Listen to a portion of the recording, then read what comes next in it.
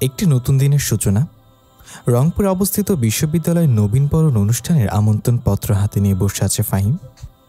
চোখ তার আটকে আছে বিশ্ববিদ্যালয়টির নামের দিকে, যেখানে বড় বড় অক্ষরে লেখা বেগম রোকেয়া বিশ্ববিদ্যালয়। কি দেখছিস ওভাবে ফাহিম? আরহামের কথা জবাবে হাতে থাকা আমন্ত্রণপত্রটি বাড়িয়ে দেয় তার সামনে। আরহাম প্রশ্নসূচক দৃষ্টিতে তাকায় ফাহিমের দিকে। ফাহিম আরহামের দৃষ্টি বুঝতে পেরে বলে ওঠে, ভাই, বেগম রোকেয়া বিশ্ববিদ্যালয় থেকে নবীনবরণ অনুষ্ঠানে আপনাকে আমন্ত্রণ জানিয়েছে। যেহেতু আপনি এখনকার বর্তমান মন্ত্রী। তাছাড়া থেমে যায় ফাহিম। আরহাম ভ্রু কুঁচকে ফেলে। তাছাড়া কি? আর কিছু না ভাই। আমতামতো করে ফাহিম বলে। তার কথায় স্পষ্ট বোঝা যাচ্ছে সে কিছু লোকাচ্ছে। আরহাম কিছু সেকেন্ড তার দিকে তাকিয়ে থেকে চোখ সরিয়ে নেয়। ফাহিমকে সে বিশ্বাস করে। ফাহিম নিশ্চয়ই এমন কিছু করবে না যার দ্বারা সে আরহামের সামনে খারাপ প্রমাণিত হয়। তাই আরহাম আর কিছু জিজ্ঞাসা করে না, ফাহিমকে জানিয়ে দেয় সে যাবে। বেগম রোকেয়া বিশ্ববিদ্যালয়ের ক্যান্টিনে অদিতির সাথে বসে আছে শুভ্রা। মুখে যেন আমা বর্ষা নেমেছে। শুভ্র মুখশ্রী কেমন যেন অন্ধকার অন্ধকার দেখা যাচ্ছে। অদিতি জানে কেন তার প্রাণপ্রিয় বান্ধবী এভাবে বসে আছে, তাও সেই শুভ্রার সাথে চুপচাপ বসে আছে। আমি কি খুব খারাপ অদি? কণ্ঠে ঝরে পড়ে কষ্ট। অদিতি অবাক হয়ে যায় শুভ্রর এমন প্রশ্নে। শুভ্রার মুখে এমন কথা সে মোটেও আশা করেনি। তুই কেন খারাপ হবি? তুই খারাপ কে বললো তোকে? তাহলে যাকে ভালোবাসি সে কেন আমার সাথে কথা বলে না? আমার সামান্য কথায় কেন রেগে যায়? অদিতি এবার বুঝতে পারে শুভ্রার কথার মানে। শুভ্রা যে মন্ত্রী আরহাম শিকদারের বিষয়ে কতটা পাগল সে ছাড়া আর কেউ বলতে পারবে না। তোর মন্ত্রী মশাই কিছু বলেছে নাকি? রাতের সব ঘটনা খুলে বলে আদিতিকে। অদিতি একটা দীর্ঘশ্বাস ফেলে শুভ্রার কথা শুনে। শুভ্রা আরহাম শিকদার মন্ত্রী মানুষ, সবসময় নানান বিষয়ে চাপের উপর থাকে। হতে পারে কোনো বিষয় নিয়ে রেগেছিল আর তুই কল করায় তোর উপর রাগ ঝেড়ে দিয়েছে। আর উনি কীভাবে বুঝবেন তোর মন খারাপের কথা? তুই ওনাকে ভালোবাসিস, উনি তো ভালোবাসেন না। শুভ্রা মনোযোগ দিয়ে শোনে আদিতির কথা। সে ভাবে হয়তো অদিতি যা বলেছে সেটা সঠিক। পর মুহূর্তে অদিতির শেষ কথাটা তার কানে বাজতে শুরু করে। তুই ওনাকে ভালোবাসিস, উনি তো তোকে ভালোবাসে না। বুকে চিনচিন ব্যথা অনুভব করে শুভ্রা। সত্যি তো তার মন্ত্রী মশাই তাকে ভালোবাসে না, কিন্তু মানতে এত কষ্ট হচ্ছে কেন? তার মন্ত্রী মশাই তো তাকে চিনতও না। সেদিন সেই দুর্ঘটনা না ঘটলে হয়তো জানতেও পারতো না ফাহিমের চাচাতো বোন সে। অদিতি শুভ্রার মনের অবস্থা বুঝতে পেরে বলে ওঠে, তোর জন্য একটা সারপ্রাইজ আছে শুভ্রা। শুভ্রার ভেতরে কোনো আগ্রহ দেখতে পেল না অদিতি, কিন্তু সে জানে এখন সে কথাটা বলবে, তাতে করে নিশ্চিত শুভ্রা আনন্দে লাফিয়ে উঠবে।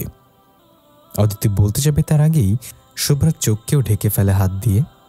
শুভ্রা ছটফট করতে শুরু করে। অদিতি প্রথমে হকচকিয়ে গেলেও মেয়েটিকে দেখে তার মুখে হাসি ফুটে ওঠে। ইশারায় অদিতিকে চুপ করতে বলে মেয়েটি। কণ্ঠে যথাসম্ভব পরিবর্তন এনে কথা বলে সে, বলুন তো আমি কে মিস খান? মেয়েটির হাতের স্পর্শ চিনতে ভুল করেনি শুভ্রা। কণ্ঠস্বর শুনে একদম নিশ্চিত হয়ে যায় মেয়েটিকে। ঠোঁটের কোণে হাসি ফুটে উঠল। রাইমা। শুভ্রার চোখ ছেড়ে দেয় রাইমা। মুখ ফুলিয়ে বসে পড়ে শুভ্রার পাশে। এই মেয়ে সবসময় তাকে চিনতে পারে। হেসে ওঠে অদিতি আর শুভ্রা, কিন্তু বুঝতে পারছে না রাইমা তার ভার্সিটিতে কি করছে। রাইমা শুভ্রার অবস্থা বুঝতে পেরে মুচকি হাসে। তুই আর অদিতি তো এই ভার্সিটিতে ভর্তি হয়েছিস।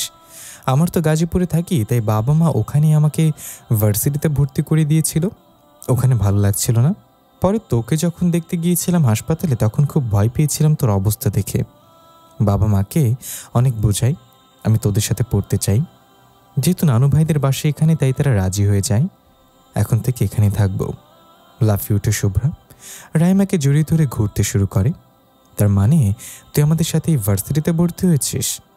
রাইমা হ্যাঁ সূচক মাথা নাড়ায়। শুভ্রার খুশি আর দেখে কে। কিছুক্ষণ পর শান্ত হয়ে অদিতিকে জিজ্ঞাসা করে, তুই না কিসের সারপ্রাইজের কথা বলছিলি? রাইমার কথাই বলতাম তোকে। তার মানে তুই সব জানতিস? শুভ্রা বুঝতে পারে অদিতি সব জানতো, তাই মুখ ফুলিয়ে বসে পড়েও। রাইমা আর অদিতি একে অপরের দিকে চাওয়াচাই করে, রাগ ভাঙাতে শুরু করে তাদের প্রাণপ্রিয় বান্ধবীর। দিনটা তাদের এভাবেই খুনসুটির মধ্যে কেটে যায়। এর মধ্যেই তাদের জানানো হয়েছে 2 দিন পর তাদের নবীনবরণ করা হবে। একটি আলিশান ডুপ্লেক্স বাড়ির সামনে দাঁড়িয়ে আছে রেজাউল চৌধুরী। চারিদিক ভালোভাবে পর্যবেক্ষণ করে এসে প্রবেশ করে বাড়িটির ভেতরে। বাড়ির ভেতরের অবস্থা দেখে খারাপ লাগে তার, তবুও কিছু করার নেই। ভেতরে বিভিন্ন জায়গায় জায়গায় দেশি বিদেশি নেশা দ্রব্য দিয়ে ভর্তি। রেজাউল চৌধুরী এগিয়ে যান একটি ঘরের দিকে। ঘরের দরজা খোলা থাকায় ভেতরে কিছুটা দৃশ্য তার নজরে পড়ে যায়। তাড়াতাড়ি করে মাথা ঘুরিয়ে এসে চলে আসে ড্রয়িং রুমে। মুখে ফুটে উঠেছে স্পষ্ট রাগ।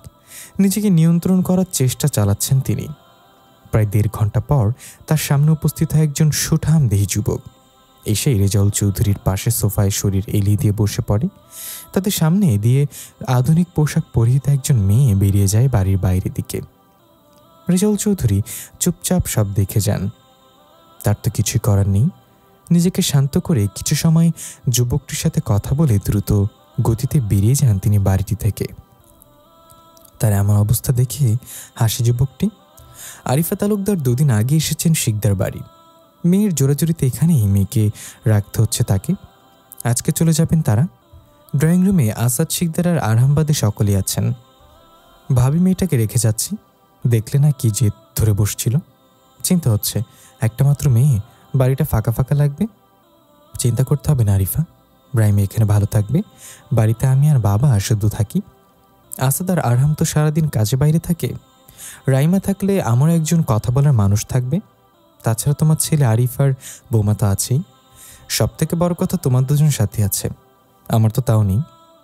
কিছুটা হতাশার সাথে বললেন নীলিমা শিকদার। তার ছেলের থেকে 4 বছরের ছোট আরিফের 2 বাচ্চা, অথচ তার ছেলে কিনা এখনো বিয়েই করেনি। আরিফা তালুকদার কিছুটা হেসে উঠতেন। আরও কিছু সময় কথা বলে তাদের সাথে রাইমাকে কিছু উপদেশ দেন আরিফা তালুকদার। অতঃপর রেজওয়ানা তালুকদার আর তিনি বেরিয়ে পড়েন নিজেদের বাড়ির উদ্দেশ্যে।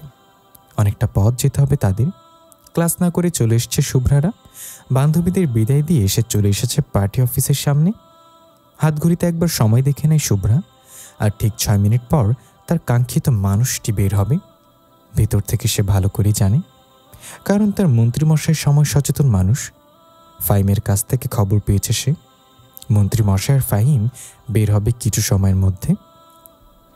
মন্ত্রীমশাইয়ের গাড়ির সামনে দাঁড়িয়ে পড়ে শুভ্রা। গার্ডরা আটকাতে চাইলে ফাহিমের সাথে কথা বলিয়ে দিল। আরহাম বের হচ্ছে বাইরে। তার পেছনে ফাহিম দোয়া দুরুদ পড়তে পড়তে আসছে। শুভ্রা যে এখানে আছে সে জানায়নি আরহামকে, তাই তো ভয় এমন করছে। নিজের গাড়ির কাছে কোনো মেয়েকে উল্টো দিকে ফিরে দাঁড়িয়ে থাকতে দেখে অবাক হয় আরহাম। মেয়েরা তার আশেপাশে থাকুক মোটেও পছন্দ নয় তার। ফাহিমের দিকে তাকায় সে। ফাহিম কাচুমাচু হয়ে দাঁড়িয়ে আছে। আরহাম এগিয়ে যায় গাড়ির দিকে। গার্ড তো অনুমতি না নিয়ে কাউকে প্রবেশ করতে দিবে না। তাহলে এই মেয়েকে গাড়ির সামনে এসে দাঁড়ায় সে। মেয়েটি থেকে তার দূরত্ব কয়েক হাত। মেয়েটির উদ্দেশ্যে কিছু বলার আগেই তার দিকে ফেরে মেয়েটি। অবাকের চরম পর্যায়ে পৌঁছে যায় আরহাম। বিশ্বাস করতে পারছে না অসভ্য মেয়েটি এখানে। রাতে ঘটনা কেন্দ্র করে হলেও তো তার থেকে দূরে থাকার কথাই মেয়ের। পরক্ষণে আবার মনে হয় এই নির্লজ্জ মেয়ের দ্বারা সবই সম্ভব। না হলে রাতে খারাপ ব্যবহার করলে তবুও তার সামনে উপস্থিত হয়েছে। আরহামের ভাবনার মাঝেই শুভ্রা খুঁটিয়ে খুঁটিয়ে দেখে নিল আরহামকে। বরাবরের মতোই আজও শুভ্র রঙের পাঞ্জাবি তার মন্ত্রীমশাইয়ের শরীরে। চুলগুলোর দিকে নজর দেয়া শুভ্র। পেছনে জুটি করে রাখা কয়েকটা চুল অবশ্য মুখের সামনে। কপালের ঠিক বা পাশের কালো তিলটা শুভ্র মুখশ্রীকে যেন আরও সুন্দর করে তুলেছে। এই মেয়ে এখানে কি করছো তুমি? তোমাকে বলেছি না আমার আশেপাশে আসবে না। আর তোমাকে ভেতর প্রবেশ করতে দিল কে? ধ্যান ভাঙে শুভ্রার। কিছুটা ভাব নিয়ে সে বলে, প্রথমত আমি এখানে এসেছি ভাইয়ের জন্য। আর যেহেতু আপনি ভাইয়ের সাথে আছেন তাই আপনার আশেপাশে আসতেই হলো। না হলে আমার কোনো ইচ্ছা নেই আপনার মুখ দেখার।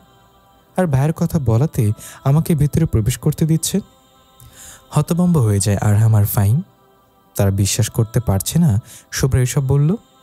ফাহিম বড় বড় চোখ করে তাকালো শুভ্রার দিকে। আরহামের মুখে প্রকাশ পেল রাগের আভা। এই মেয়ে তার জন্য আসেনি, আবার তার নাকি মুখ দেখার ইচ্ছে নেই। সুদর্শন মন্ত্রী আরহাম শিকদারকে কীভাবে বলল? তাছাড়া কিছুদিন আগেই না সকলের সামনে প্রেম নিবেদন করল। আবার সেদিন রাতেও কল করে একই কথা বলেছিল। তাহলে এখন এমন ব্যবহার? বিশ্বজয়ের হাসি দিল শুভ্রা। মুখে মাস্ক থাকার কারণে কেউ দেখতে পেল না সে হাসি। প্রতিশোধ নিল সে। তার উপর রাতে রাগ ঝেড়েছিল। এখন কেমন লাগে দেখুন মন্ত্রী মশাই, এই শুভ্রার সাথে রাগ দেখানো। ভাইয়া, তাড়াতাড়ি ছুটি হয়েছে তাই ভাবলাম তোমাকে দেখে যাই। এখন দেখা শেষ, আমি যাচ্ছি বলে 1 সেকেন্ডও দাঁড়ালো না শুভ্রা। সামনে রাখা বেনি পেছনে দিয়ে দ্রুত বেগিয়ে বেরিয়ে গেল। বাইরে ড্রাইভারকে গাড়ি চালাতে বলে উঠে পড়ল গাড়িতে। এখানে থাকলে এখন নিশ্চিত মন্ত্রীর মশাইয়ের ঝাড়ি শুনতে হতো। এদিকে আরহাম আর ফাহিম ক্যাবলাকান্তের মতো দাঁড়িয়ে আছে। এত দূর তো সব ঘটে গেল, আরহাম তো রাগে ফুঁসছে। এই মেয়ে চলে না গেলে হতো, কিছু একটা করে ফেলতো আরহাম। বেগম রোকেয়া বিশ্ববিদ্যালয়, রংপুর। 2008 সালের 12 অক্টোবর রংপুর বিশ্ববিদ্যালয় নামে যাত্রা শুরু করে এই বিশ্ববিদ্যালয়টি। পরবর্তীতে 2009 সালে নারী জাগরণের অদ্ভুত বেগম রোকেয়া সাখাওয়াত হোসেনের নামানুসারে বিশ্ববিদ্যালয়টির নাম দেওয়া হয় বেগম রোকেয়া বিশ্ববিদ্যালয় রংপুর।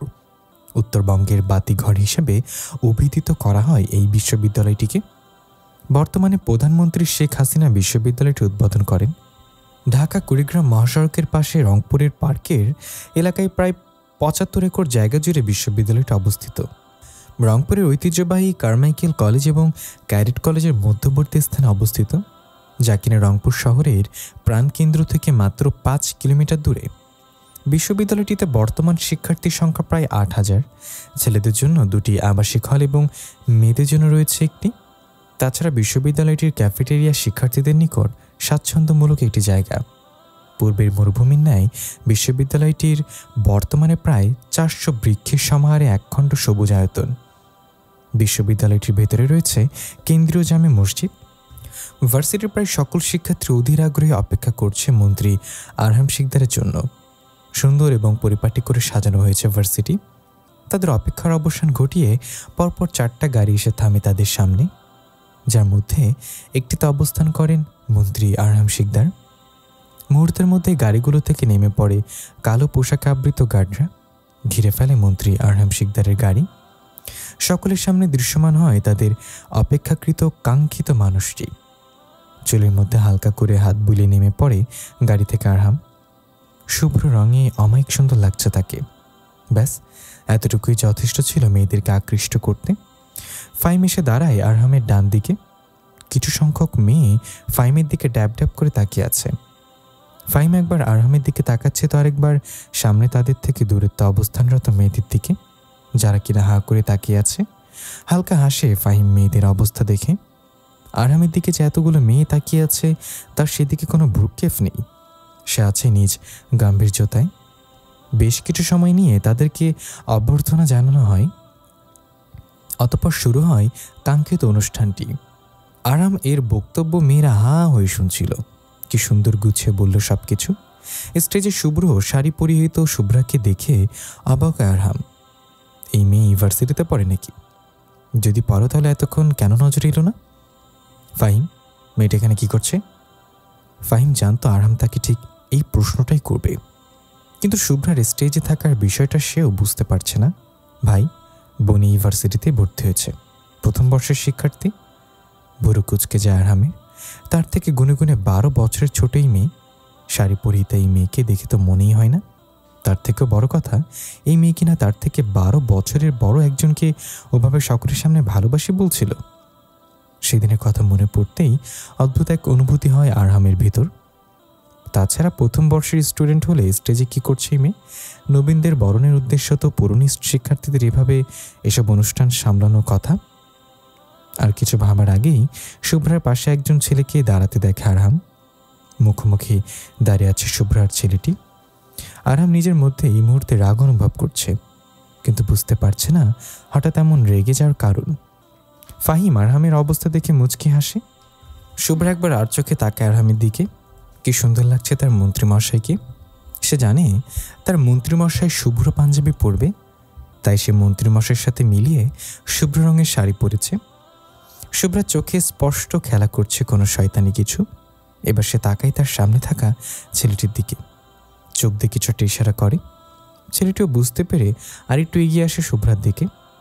এখন তাদের মধ্যকার দূরত্ব মাত্র 1 হাত পরিমাণ। শুভ্রার মুখে ফুটে ওঠে শয়তানি হাসি। এমন ভাব করছে যেন সে মন্ত্রীর মশাইকে দেখেইনি। অতঃপর তারা একসঙ্গে গান গাওয়াতে মনোনিবেশ করে। হঠাৎ সুমধুর নারী কণ্ঠে কর্ণগোচর হতেই ভাবনার জগৎ থেকে বের হয়ে আসে আরহাম। এতক্ষণ যাবৎ কিসব উদ্ভট ভাবনা ভাবছিল। নারী কণ্ঠটির অধিকারীকে খোঁজ থেকে আবিষ্কার করে শুভ্রাকে। মুগ্ধ হয় সে। বিষাদ ভরা মন কিছু সময়ের মধ্যেই চেয়ে যায় মুগ্ধতাই, কিন্তু সাথে ছেলেটার যুগল গান শুনে বিরক্ত হয় সে। এখন তো আরহাম নিজেই নিজের উপর বিরক্ত হচ্ছে। তার কেন এতবার মুড সুইং হচ্ছে? গান শেষ হলে কড়া হাত তালিতে মেতে ওঠে সকলে, বাহবা দিচ্ছে সকলে তাদের যুগল গানে। সকলে মুগ্ধতার সহিত শুনছে শুভ্রার আদিত্যর যুগল গান। এই ভার্সিটিতে অনেকটা জনপ্রিয় আদিত্য তার কণ্ঠস্বরের জন্য। অনার্স 3য় বর্ষের ছাত্র সে। আজকে তার সাথে একটি মেয়ের গান গাওয়ার কথা ছিল, কিন্তু হঠাৎ অসুস্থ হয়ে পড়ার কারণে মেয়েটা আসতে পারেনি। বিষয়টা জানার পর অদিতি শুভ্রার কথা জানায় তার ভাইকে। সাথে শোনায় শুভ্রার গানে কিছু রেকর্ডিং। সকলে মিলে রাজি করে শুভ্রকে। শুভ্রা কিছুতেই রাজি ছিল না গান গাইতে, কিন্তু পরে কি যেন ভেবে রাজি হয়ে যায়। গান শেষে শুভ্রা আর আদিত্য নেমে পড়ে স্টেজ থেকে। রাইমা আর অদিতি ঝাঁপিয়ে পড়ে শুভ্রার ওপর। শুভ্রা তাল সামলাতে না পেরে ঠাস করে নিচে পড়ে যায়, সাথে রাইমা আর অদিতিও। সকলে অবাক চোখে তাকায় তাদের দিকে। সব থেকে বেশি অবাক তো ফাহিম হয়েছে। রাইমাকে সে মোটেও এখানে আশা করেনি। তার বিশ্বাস হচ্ছে না তার সামনে রাইমা। ছাগলের দল, ওঠ আমার উপর থেকে। আল্লাহ গো, আলু ভর্তা করে ফেললো আমাকে। ওই ওঠ, তাড়াতাড়ি ওঠ। শুভ্রার কথা শুনে দুজনেই দাঁত কেলিয়ে উঠে পড়ে। আর আমাকে তোল, কোমরটা মনে হয় ভেঙে ফেলেছিস। উচ্চস্বরে হেসে ওঠে সকলে।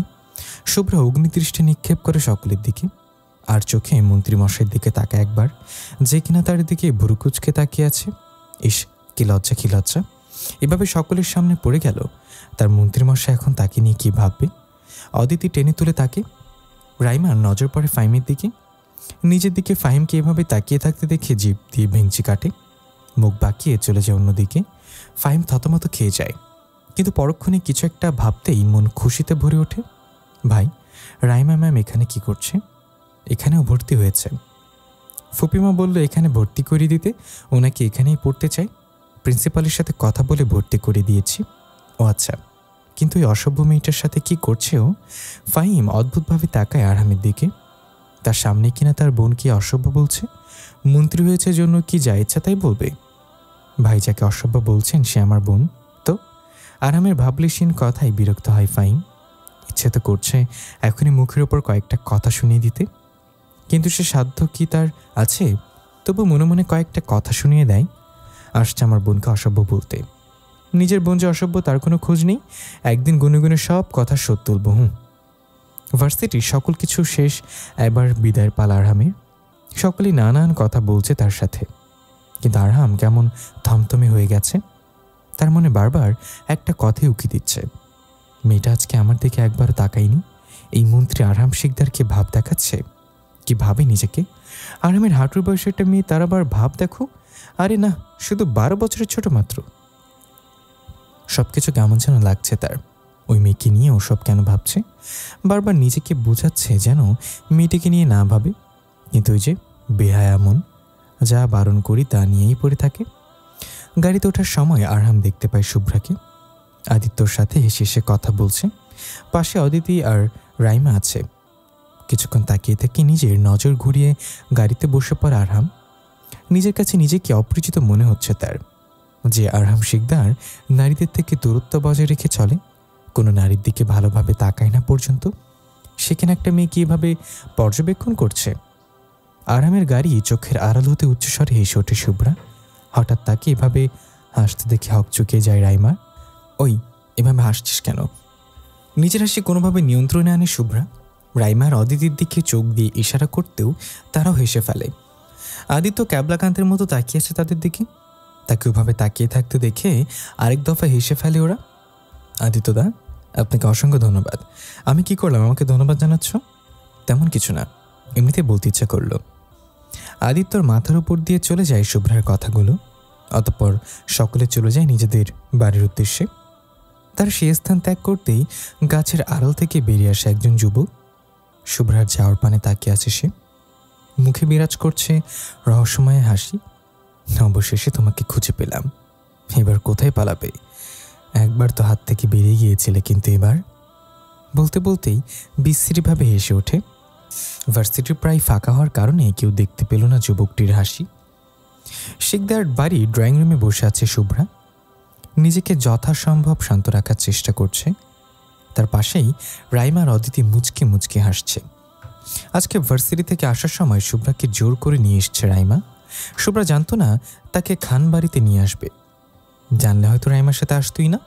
শুভ্রা বেশ ভালো করে বুঝতে পারছে রাইমা আর অদিতি ইচ্ছে করেই নিয়ে এসছে তাকে। আজমল শিকদার খুঁটিয়ে খুঁটিয়ে দেখছেন শুভ্রাকে। এতে বেশ অস্বস্তি হচ্ছে শুভ্রার। তাকে এভাবে কেন দেখছে? মাশাল্লাহ। হঠাৎ করে আজমল শিকদারের এমন কথায় চমকে ওঠে শুভ্রা। সে তাকায় আজমল শিকদারের দিকে। যখন থেকে শুভ্রা এসছে তখন থেকেই আজমল শিকদার তাকে দেখে যাচ্ছে। শুভ্রা কথা বলতে চাইলে কোনো কথা বলেননি আজমল শিকদার।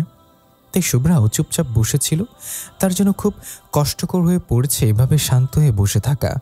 আর ভেতর থেকে যেন কেউ বারবার বলছে, শুভ্রা এভাবে কেন বসে আছিস?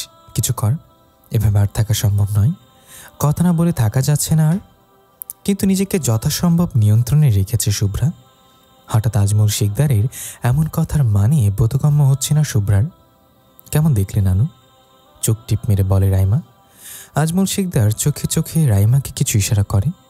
রাইমা বুঝতে পেরে মুচকি মুচকি হাসছে। এই যে মেয়ে, এরকম চুপ করে বসে আছো কেন? অবাক হলো শুভ্রা। সে ভাবছে কি অদ্ভুত এই মানুষটা। সে তো কথা বলতে চেয়েছিল, কিন্তু তিনি তো বলেননি। তাহলে এখন আবার উল্টো সুরে চলছেন কেন?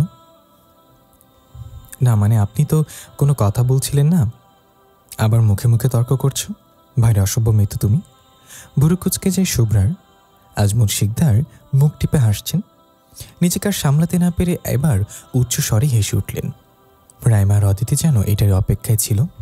তারাও যোগ দিল আজমল শিকদারের সাথে। নীলিমা শিকদার গিয়েছিলেন রান্নাঘরে খাবার আনতে। ড্রয়িং রুম থেকে রান্নাঘর সবটাই দেখা যায়, তাই তিনি এতক্ষণে সব কিছুই দেখছেন। তিনিও তাল মিলালেন রাইমাদের সাথে।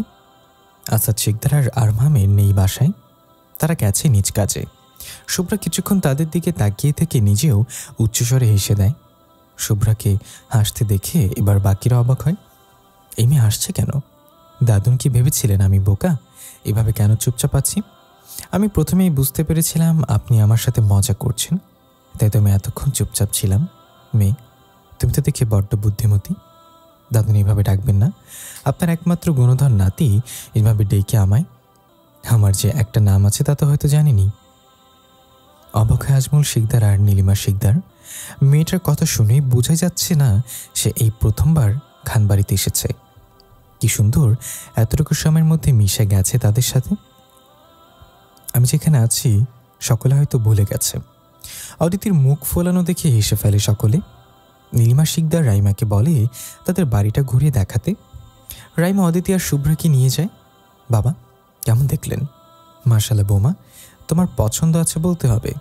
বাবা, আপনি কি মেয়েটাকে চিনতে পেরেছেন? কেমন চেনার কথা বলছো বৌমা? এটা সেই মেয়ে যে আপনার নাতিকে নির্বাচনের ফলাফলের দিন সকলের সামনে প্রেম নিবেদন করেছিল। অবাক হন আজমল শিকদার। প্রশ্নবিদ্ধ নয়নে তাকান নীলিমা শিকদারের দিকে। তুমি বুঝলে কি করে বৌমা? সেদিনের মেয়েটার মুখে তো মাস্ক ছিল, রাইমা বলেছে। নীলিমা শিকদার আর আজমল শিকদার একে অপরের দিকে তাকিয়ে কিছু একটা ভেবে হেসে ওঠে। আরামের ঘরের বাইরে দাঁড়িয়ে আছে শুভ্রা। অদিতিকে নিয়ে রাইমা গেছে নিজের ঘরে ওয়াশরুমে। ঘরটা পাসওয়ার্ড দ্বারা আবদ্ধ করা। ইতিমধ্যে পাসওয়ার্ড দিয়ে দরজা খুলে ফেলেছে সে। শুভ্রা একবার ভাবছে ভেতরে ঢুকবে, আরেকবার ভাবছে ঢুকবে না। দ্বিধাদ্বন্দ্বে ভুগতে ভুগতে ঢুকেই পড়ে আরামের ঘরে। ভেতরে ঢুকে অবাক হয় শুভ্রা। রুমের চারিদিকে খুঁটিয়ে খুঁটিয়ে দেখছে। ঘরের দেয়ালে আরামের বড় করে একটা ছবি টাঙানো। শুভ্রা কিছুক্ষণ ছবিটার দিকে তাকিয়ে থেকে টুপ করে একটা চুমু খায়। নিজে নিজেই লজ্জা পাওয়ার ভান করে সে ড্রেসিং টেবিলের ওপর থেকে আরামের পারফিউম একবার নাকের কাছে নিয়ে গন্ধ নেয়। নিজ শরীরে কিছুটা ছড়িয়ে দেয়। পরিপাটি করে সাজানো রুমটা শুভ্রা একবার নিজের রুমের সাথে তুলনা করে আরামের রুম সাথে সাথেই একটা কথাই মাথায় আসে। কোথায় শুভ্রার গোয়াল ঘর আর কোথায় আরামের এত সুন্দর ঘর। ইস শুভ্রা, দেখ তোর মন্ত্রীমশাইয়ের ঘর কত সুন্দর করে গোছানো, আর তোর রুম যে কেউ দেখলে বলবে হয়তো ভুল করে গোয়াল ঘরে ঢুকে পড়েছে। নেহাতি বড় ভাবি রুম গুছিয়ে দেয়, না হলে যে কি আর হতো। ঘরের চারিদিকে ঘুরছিল এমন কথা ভাবছিল শুভ্রা। ঘুরতে ঘুরতে আরামের বারান্দায় চলে যায়। বিশাল বারান্দা, হরেক রকমের ফুল গাছে পরিপূর্ণ। অবাক হয় শুভ্রা। তার মন্ত্রীমশাইয়ের ফুলের শখ আছে, কই সে তো জানতো না। বারান্দার একপাশে কয়েকটা কালো গোলাপের গাছ দেখে চমকে ওঠে শুভ্রা। কালো গোলাপ তার অনেক পছন্দের। তার নিজের বারান্দাতেও হরেক রকমের ফুলের গাছ আছে। কালো গোলাপ লাগিয়েছিল সে, কিন্তু মারা গেছে, তারপর লাগানো হয়নি। এখানে এতগুলো গোলাপ গাছ থেকে দেখে নিজেকে সামলাতে পারল না শুভ্রা। টুপ করে একটা ছোট্ট চারা তুলে নিল। তখনই রাইমার চিৎকার শুনতে পেল, তাকে ডাকছে। হাতে গাছটা নিয়ে দরজার কাছে চলে যায়। পাসওয়ার্ড দিতেই খুলে যায় দরজা। শুভ্রাকে ভাইয়ের ঘর থেকে বের হতে দেখে রীতিমতো ভূত দেখার মতো চমকে ওঠে রাইমা। এই অদিতি আমাকে এবার চিমটি কাটত। অদিতি চিমটি কাটে রাইমার হাতে। ব্যথায় কুকিয়ে ওঠে রাইমা। আগুন ঝরা দৃষ্টিতে তাকায় একবার অদিতির দিকে। রাইমার অবস্থা দেখে দাঁত কেলিয়ে হেসে দেয় অদিতি। এই তুই এমন করে তাকিয়ে আছিস কেন? কোথায় একটু জামাইয়ের ঘরে ঢুকেছিলাম, তোর সহ্য হলো না? দেখবি তোর বাসর ঘরে তোকে এইভাবে জ্বালাবো। বিরক্তি নিয়ে বলে শুভ্রা। রাইমা হা করে তাকিয়ে আছে তার দিকে। তুই ভাইয়ের ঘরে ঢুকলি কিভাবে শুভ্রা? এটা জানার জন্য এইভাবে ফোন করেছিলি? সোজা কথার উত্তর দিতে পারিস না? কিছুটা রাগের সাথে বলল রাইমা। শুভ্রা এবার কিছুটা নরম হয়। পায়ে হেঁটে হেঁটে ঢুকেছি তোর ভাইয়ের রুমে। সেটা তো আমিও জানি, তুই ঘরে পাসওয়ার্ড জানলি কিভাবে? জেনেছি কোনোভাবে। এখন বল আমাকে ডাকছিলি কেন? তোকে কতবার ডেকেছি কোনো আইডিয়া আছে তোর? কত চিন্তায় পড়ে গিয়েছিলাম। আরামের ঘরের সব কিছু এক মনে দেখার কারণেই শুনতে পাইনি। বুঝতে পারল শুভ্রা। শুভ্রার হাতে কালো গোলাপের চারা দেখে চিৎকার করে ওঠে রাইমা। ভাবা চাকা খেয়ে যায় অদিতি আর শুভ্রা। এই তোর কাছে ভাই আর গোলাপের গাছ কি করে? যেখানে পেয়েছিস ওখানে রেখে আয় শুভ্রা। ভাইয়া যদি একবার জানতে পারে তাহলে নিশ্চিত তোকে উল্টো ঝুলিয়ে দিবে। ভাইয়ের পছন্দের ফুল গাছ। রেগে যায় শুভ্রা। ধমক দেয় রাইমাকে। এভাবে বলার কি আছে? যেন এই ভাইয়ের কলিজা নিয়ে যাচ্ছে শুভ্রা। একটা গাছই তো নিয়েছে। শুভ্রাকে ধমক শুনে আর কিছু বলল না রাইমা। সকলের কাছ থেকে বিদায় নিয়ে চলে এলো শুভ্রার অদিতি। গাছটাকে সযত্নে লুকিয়ে নিয়ে এসছে সে, কিন্তু এটা বুঝতে পারল না তাকে কেন নিয়ে যাওয়া হচ্ছিল শিকদার বাড়ি। মাঝরাতে নিজের ঘরে প্রবেশ করল আরহাম। আজকে কিছু গুরুত্বপূর্ণ কাজ থাকায় দেরি হয়েছে আসতে। ঘরে প্রবেশ করতে অন্যরকম লাগছে তার। বারবার মনে হচ্ছে ঘরে কেউ প্রবেশ করেছিল। পরক্ষণে আমার ভাবি তার ঘর তো পাসওয়ার্ড দেয়া থাকে, সে ছাড়া কেউ জানে না এই ঘরে পাসওয়ার্ড। নিজের ভুল ধারণা ভেবে ওয়াশরুমে ঢুকে পড়ে আরহাম। লম্বা সময় নিয়ে ফ্রেশ হয়ে বের হয় সে। ড্রেসিং টেবিলের সামনে গিয়ে দাঁড়াতেই কিছু অগোছালো পায় সে। পারফিউম কিছুটা নিজ জায়গা থেকে অন্য জায়গায় পায়। সন্দেহ হয় ওর, কিন্তু ক্লান্তি থাকে এইসবে পাত্তা দেয় না। চুপচাপ শুয়ে পড়ে। কিছু সময়ের মধ্যেই ঘুমের রাজ্যে পাড়ি জমায়। শুভ্রা নিজের বারান্দায় কালো গোলাপের গাছটার পাশেই বসে আছে। অপলক দৃষ্টিতে তাকিয়ে আছে সে গাছটার দিকে। মন্ত্রীমশাইয়ের ছোঁয়া খুঁজে পাচ্ছে সে গাছটায়। বেশ কিছু সময় বারান্দায় কাটিয়ে ভেতরে চলে যায় সে। খানবাড়ির সামনের রাস্তায় দাঁড়িয়ে আছে একজন যুবক। এতক্ষণ সে পর্যবেক্ষণ করছিল শুভ্রাকে। যখন দেখল শুভ্রা ঘরের মধ্যে ঢুকে গেল, তখন সেও নিজের বাসার উদ্দেশ্যে বেরিয়ে গেল। বারান্দার পর্দার আড়াল থেকে রহস্যময় হাসে শুভ্রা। যুবকটিকে চলে যেতে দেখে আবার বারান্দায় এসে দাঁড়ায় সে। ঠোঁটের কোণে লেগে আছে আঁকা বাঁকা হাসি।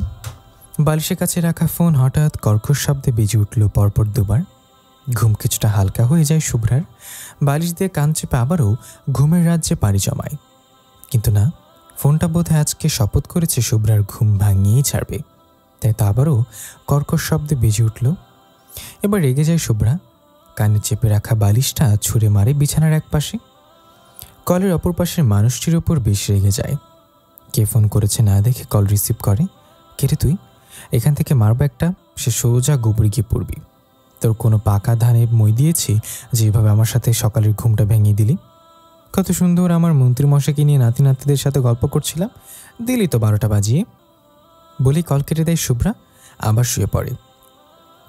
আর আমি দৈনিক রুটিন অনুযায়ী সে প্রতিদিন ভোর 5টায় ঘুম থেকে ওঠে। তারপর টানা 1 ঘন্টা শরীরচর্চা করে শাওয়ার নিয়ে বেলকনিতে চলে যায় নিজের পছন্দের গাছগুলোর কাছে।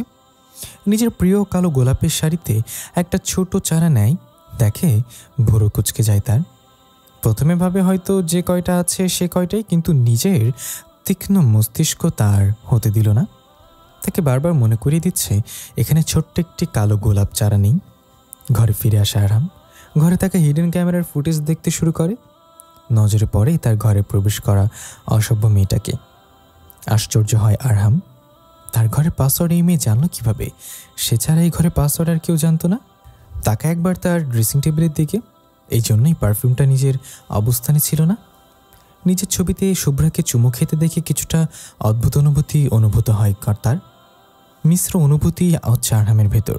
বুঝতে পারছে না এখন তার ঠিক কী করা উচিত। এই মেয়ের সাথে অসভ্য নামটার একদম মিল খুঁজে পাচ্ছে। শুভ্রাকে গাছের চারাটি নিতে দেখে রেগে যায় আরহাম। কোনো কিছু না ভেবেই নিজের ফোন ঘেটে অসভ্য মেয়ে দিয়ে সংরক্ষিত করা নাম্বারটিতে কল দেয়। প্রথমবার রিসিভ না করায় আরও রেগে যায় আরহাম। দ্বিতীয়বারও একই। রাগের মাত্রা ক্রমশই বাড়ছে তার। তৃতীয়বারের সময় কল রিসিভ করতে দেখে কিছু বলতে যাবে তার আগেই শুভ্রার এমন কথা শুনে থ হয়ে যায় আরহাম।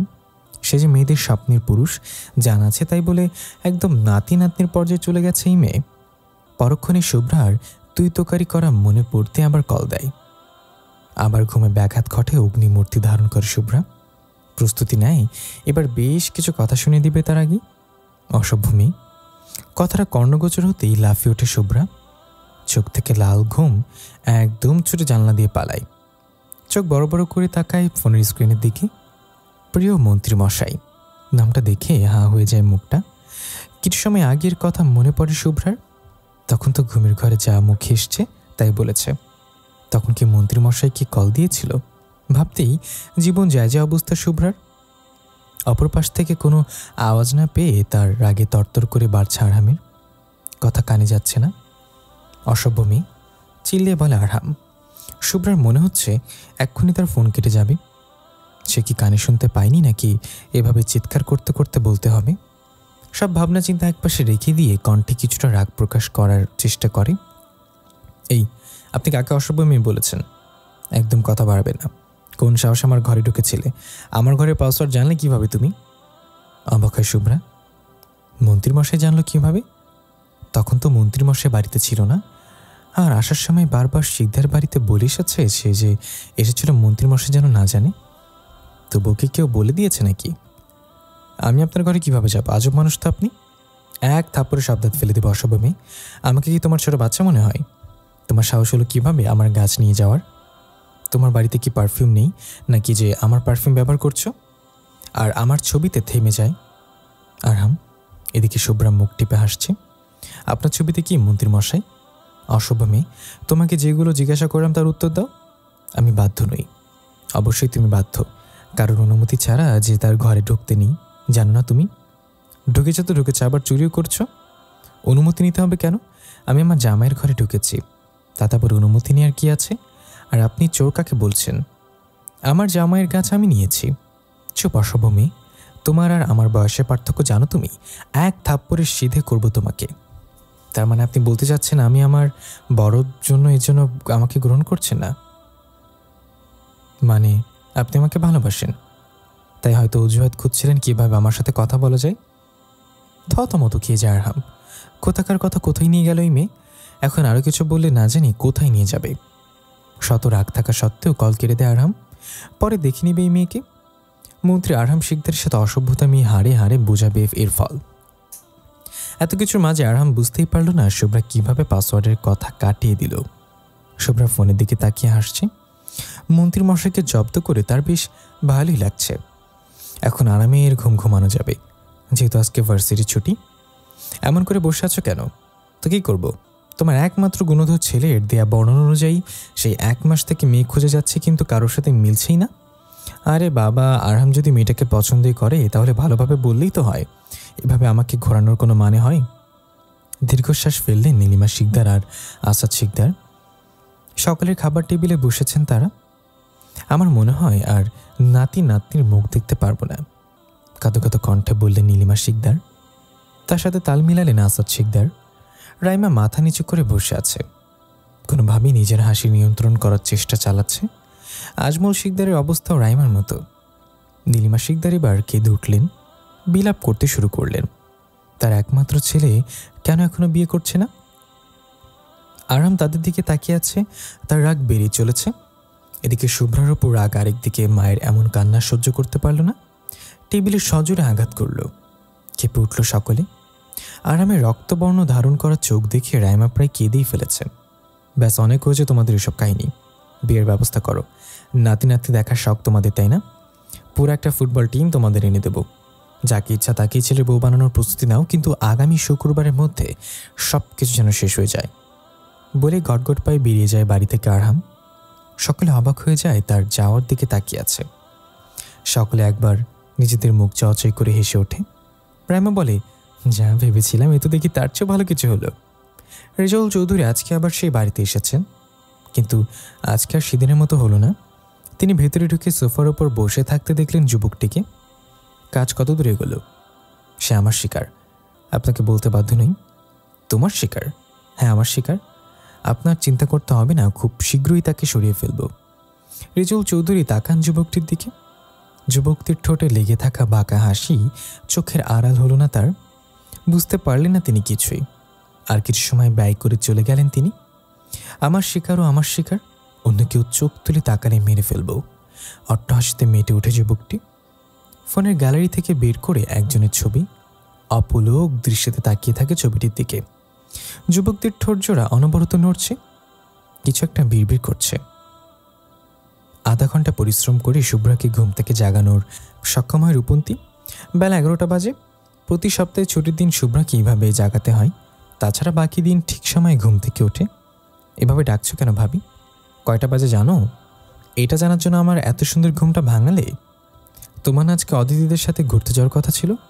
সে তো 10টায়, তুমি এত তাড়াতাড়ি জাগালে কেন? এখন বেলা 11টা বাজে। লাফিয়ে ওঠে শুভ্রা। নিচে 1 ঘন্টা থেকে অদিতিরা বসে আছে। গলা শুকিয়ে এলো শুভ্রার। তাকে নিশ্চয় আজকে ওরা কেটে রোদে শুকাতে দেবে। তাড়াতাড়ি বিছানা থেকে নেমে ওয়াশরুমের দিকে দৌড় দেয়। রূপান্তি হাসে শুভ্রার অবস্থা দেখে। বিছানা গুছিয়ে চলে যায় সে। ড্রয়িং রুমে কান ধরে দাঁড়িয়ে আছে শুভ্রা। অসহায়ের মতো চেয়ে আছে সামনে থাকা অদিতি আর রাইমার দিকে। 15 মিনিট ধরে ওকে এভাবে দাঁড় করিয়ে রেখেছে। অদিতি আর রাইমার মুখ গম্ভীর। তাদের পাশে খানবাড়ির বউরা মুখ টিপে হাসছে শুভ্রার অবস্থা দেখে। রিত তার ফুপির অবস্থা দেখে হাসতে হাসতে মাটিতে গড়াগড়ি খাচ্ছে।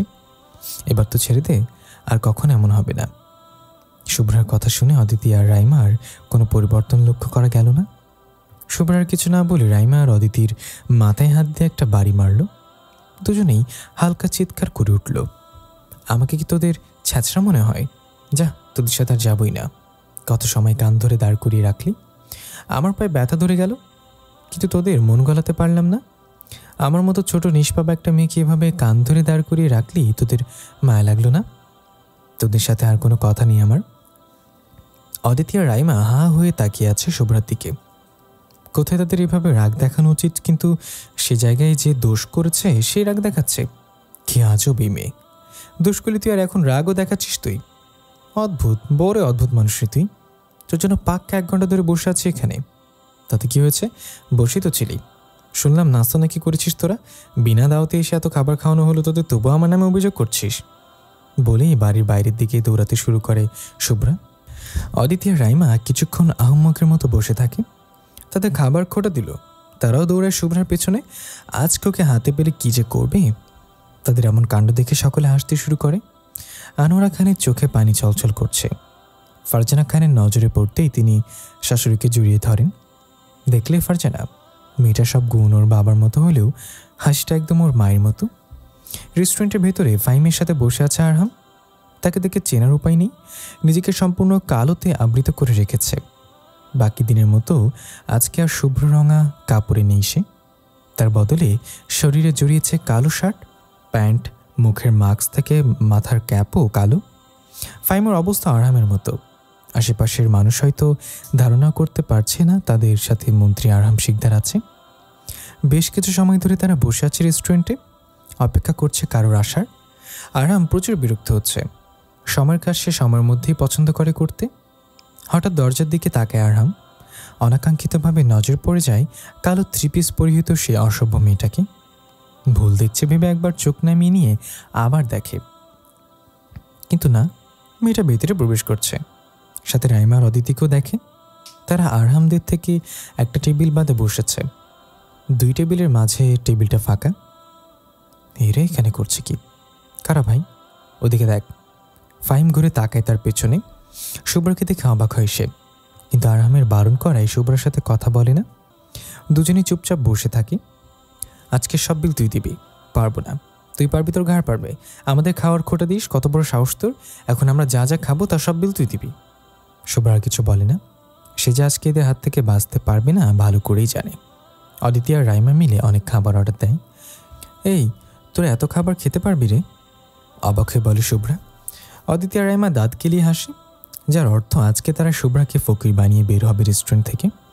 শুভ্রা একবার তাদের দিকে অগ্নি দৃষ্টি নিক্ষেপ করে আশেপাশে চোখ ঘোরাতে শুরু করে।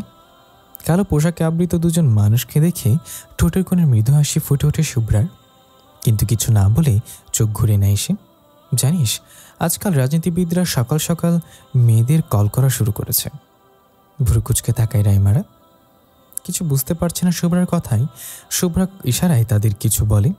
তারা বুঝতে পেরে আর চোখে তাকায় তাদের থেকে এক টেবিলে দূরত্ব অবস্থানরত মানুষ দুটোর দিকে। আবার খাওয়ায় মনোযোগ দেয় তারা।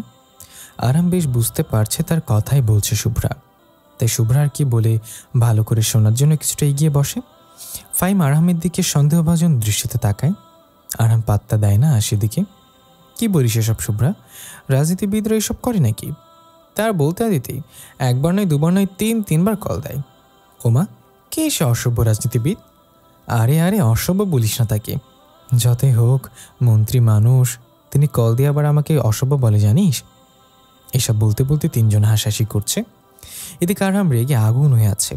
কি সাহস এদের, তাকে নিয়ে এসব বলছে? সাথে আবার নিজের ফুফাতো বোনটাও আছে। সাদিকে আর অসভ্য মেয়ে বলে এই মেয়েটাকে। আরহাম কোনোভাবে নিজের রাগ নিয়ন্ত্রণ করে আছে। ফাহিম পুরো ঘটনা না বুঝলেও কিছুটা আন্দাজ করতে পারছে। মুখ টিপে হাসছে। শুভ্রা এবার একটু জোরেই বলে ওঠে, দেখতে হবে না এই শুভ্রা কে? কত ছেলে পেছনে লাইন ধরে দাঁড়িয়ে আছে। নেহাতে আমি একজনকে ভালোবাসি, তাই তাদের ভালোবাসা গ্রহণ করতে পারছি না। কিন্তু এইভাবে রাজনীতিবিদ যদি কল করা শুরু করে তাহলে আমার কি করা উচিত বলতো তোরা? আমার মনে হচ্ছে যে ছেলেরা তোর পেছনে পড়ে আছে তাদের মধ্যে একজনকে গ্রহণ কর। এই রাজনীতিবিদরা ভালো হয় না, একদিন কথা বললে 7 দিন অপেক্ষায় রাখে। শুভ্রা তাকায় রাইমার দিকে। রাইমার কথা বলার কারণটা সে ভালোভাবেই বুঝতে পারছে। ফাহিম একবার তাকায় রাইমার দিকে। মেয়েটা মাথা নিচু করে খাচ্ছে। কথা বলতে বলতে শুভ্রাতের খাওয়া শেষ হয়। বের হওয়ার সময় শুভ্রা আরহামের পাশ দিয়ে যেতে যেতে ধীর কণ্ঠে বলে, মন্ত্রীমশাই, আপনি তো জানেন এই শুভ্রা আপনাকে ঠিক কতটা চেনে। আপনি যেভাবেই থাকুন না কেন, আপনাকে চিনতে শুভ্রার কয়েক সেকেন্ডও সময় লাগবে না। যাই হোক, কালো পোশাকে মারাত্মক সুন্দর লাগছে আপনাকে।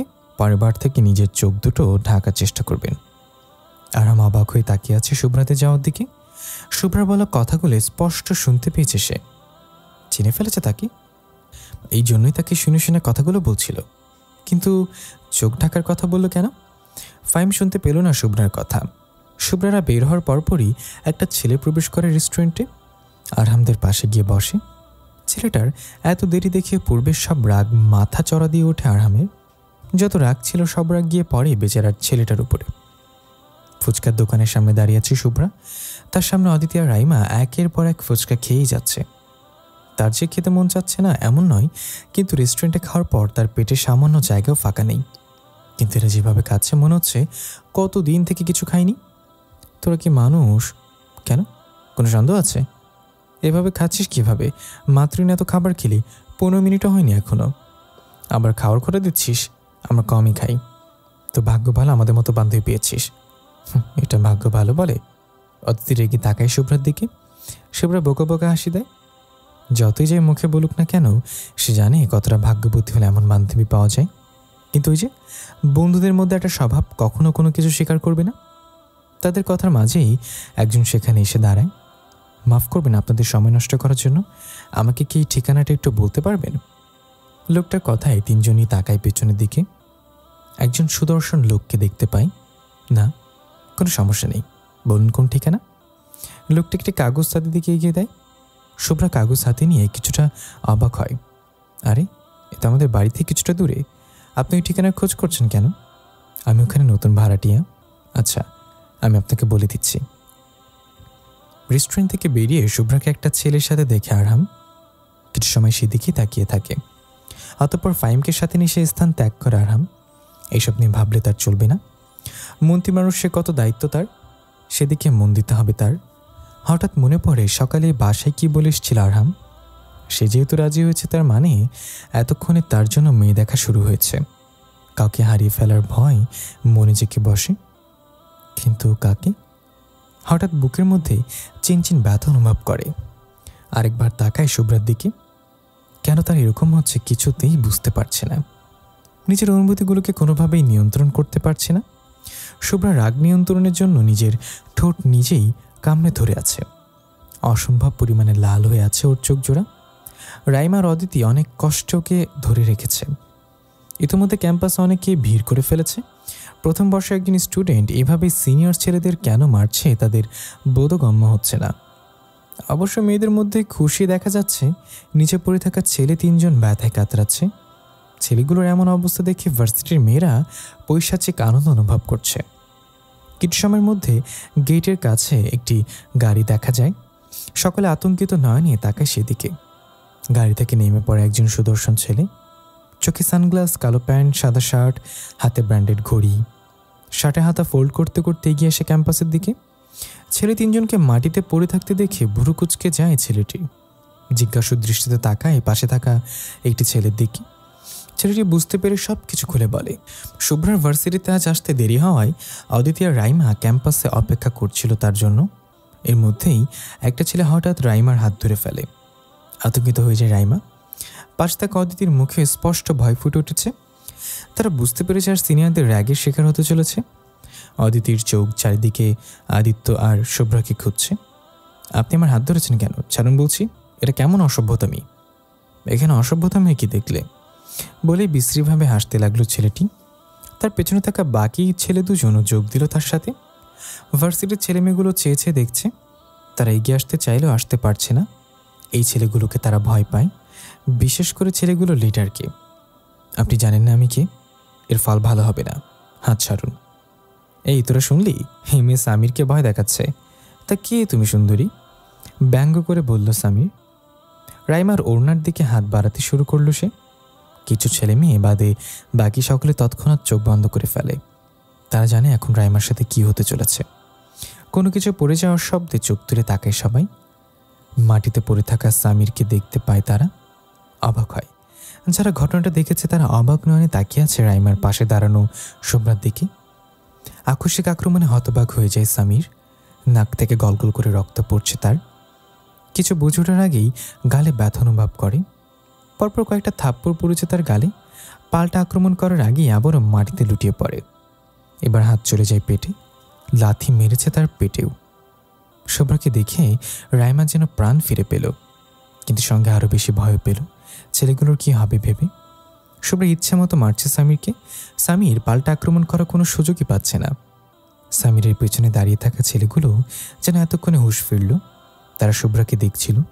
যেখানে তাদের দিকে চোখ তুলে তাকাতে সকলের হাঁটু কাঁপে, সেখানে এমন কিছু কল্পনা করতে পারেনি তারা।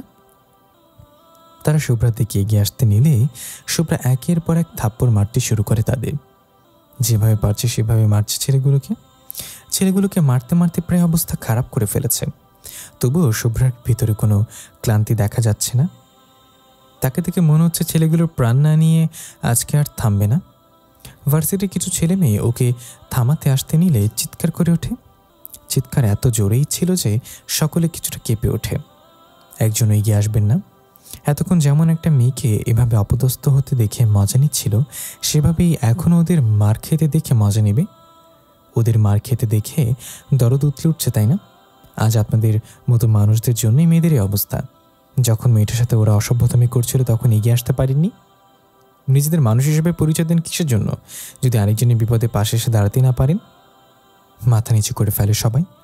আসলেই তো তারা এখন এগিয়ে এলে রাইমার সাথে এরকম কিছু করার সাহস পেত না ছেলেগুলো। কিন্তু তারাও বা কী করবে? বড় লোকের বকে যাওয়া ছেলে এরা। অনেক মেয়ে অপদস্থ হয়েছে এদের হাতে। কোনো পদক্ষেপ নিতে পারবে না কেউ।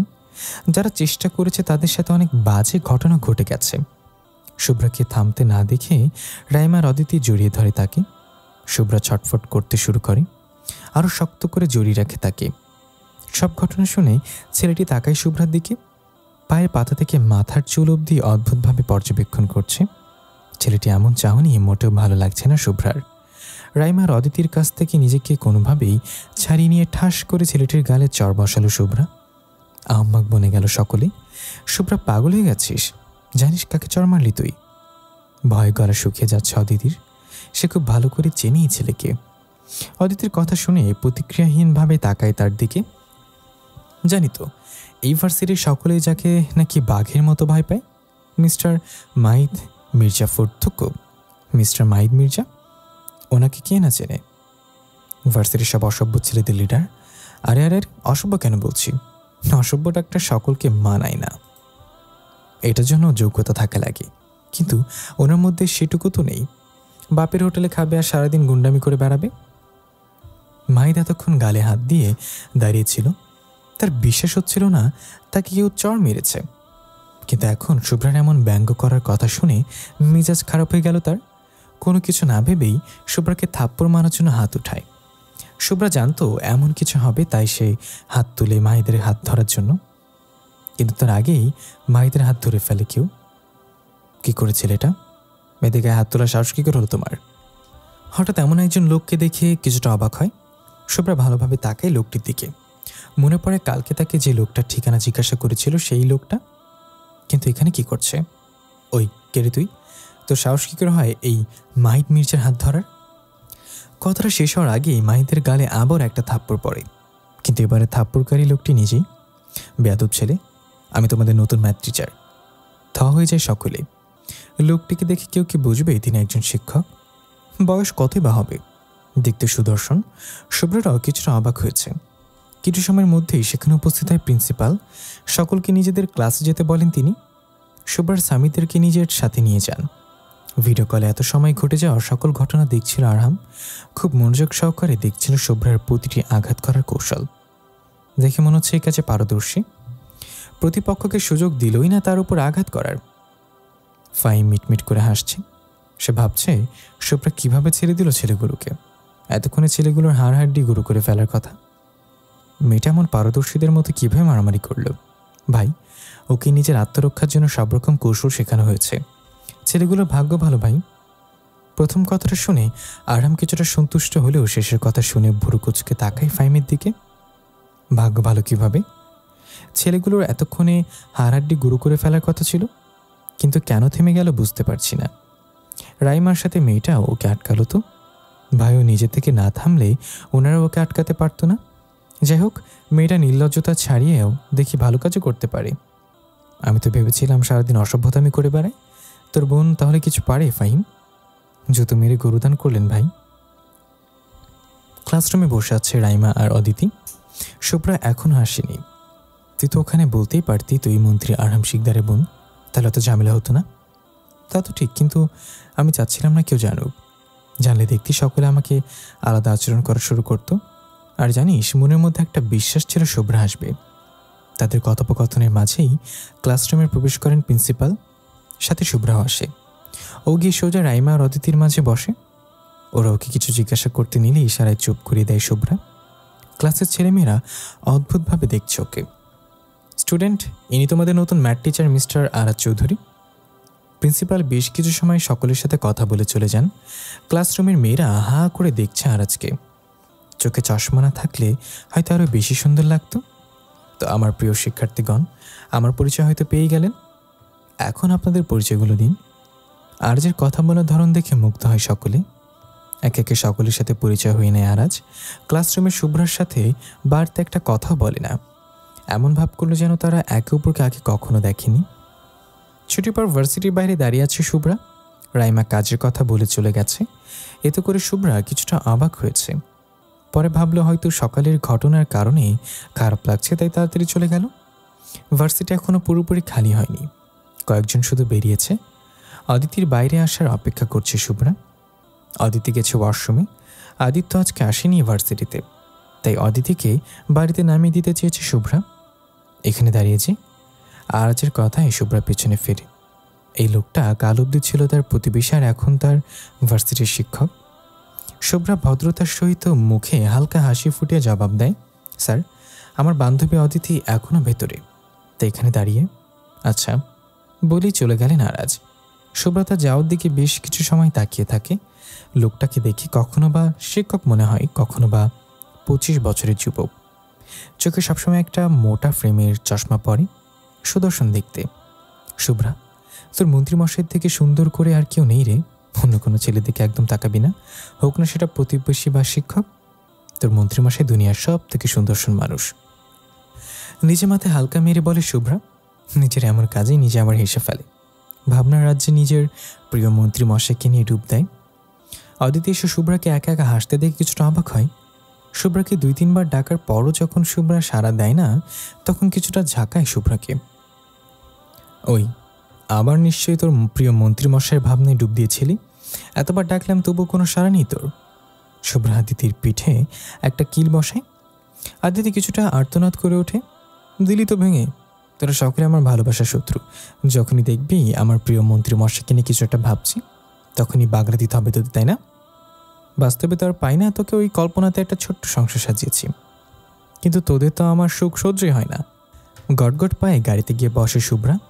আদিত্য শুভ্রার পাশে গিয়ে ধপাস করে বসে পড়ে। বিরক্তিতে কপাল কুঁচকে ফেলে শুভ্রা। আরে রাগ করছিস কেন?